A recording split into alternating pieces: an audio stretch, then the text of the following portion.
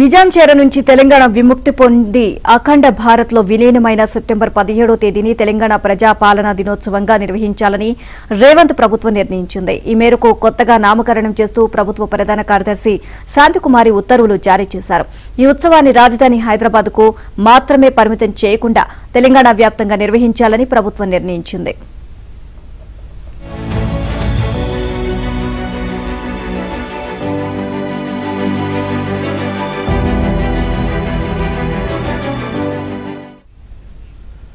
September 17వ తేదీన హైదరాబాద్ లో ముఖ్యమంత్రి రేవంత్ రెడ్డి జాతీయ పతాకాన్ని ఆవిష్కరిస్తారని, మిగిలిన 32 జిల్లాల్లో ఈ ఉత్సవాన్ని ఘనంగా నిర్వహించాలని జిల్లా కలెక్టర్లను ప్రభుత్వం ఆదేశించింది. అన్ని జిల్లా కేంద్రాల్లో జాతీయ పతాకాన్ని ఆవిష్కరించే బాధ్యతను మంత్రులు, ప్రభుత్వ సలహాదారులు, కార్పొరేషన్ చైర్మన్లకు అప్పగించింది.